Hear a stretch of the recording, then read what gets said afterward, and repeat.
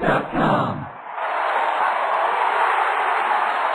We got to play on Monday Night Football, but it's a big college bowl game.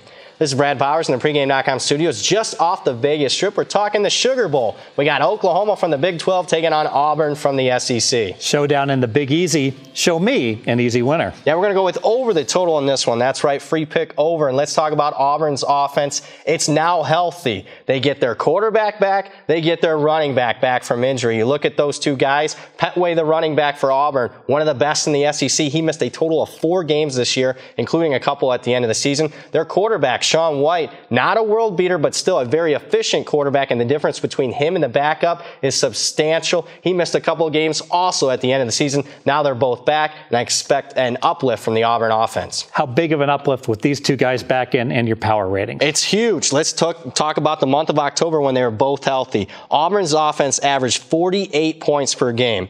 They got banged up late, missed most of the last 3-4 games of the season. Against those 3 FBS opponents the last month of the season, they only averaged 14 points per game. And let's face it, when you're missing 3-4 games, that's skewing your season stats by about 25%. And you look at that November schedule, some really good defenses, Vanderbilt, Georgia, and of course, Alabama. Yeah, all those scoring defenses in the top 30 or 35 in the country. Oklahoma's defense is not. They actually rank number 74 in the country in scoring defense, allowing nearly 30 points per game. But no concerns about that Oklahoma offense with Mayfield. They should be able to light it up. Yeah, I don't think Baker Mayfield gets enough credit. This is the guy that's number 1 all-time in college football history as far as career passing efficiency goes. And let's just talk this year. He's number 1 in the country this year. In fact, his passing efficiency is 14.5 points higher than the number 2 quarterback. Your second key handicap. Let's talk about Oklahoma's defense, particularly their rushing defense. It was atrocious down the stretch. They allowed nearly 7 yards per carry. In fact, their last 3 games,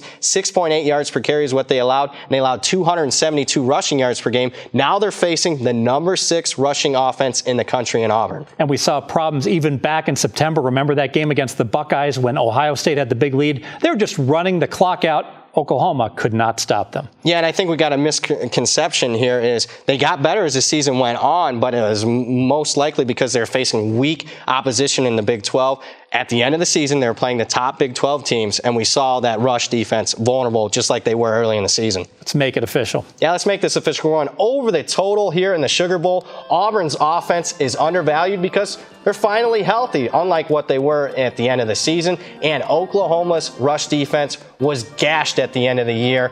Look for Auburn to take advantage against an Oklahoma rush defense, allowing nearly 7 yards per carry. Add it all up, and we expect a lot of points. More videos, pregame.com.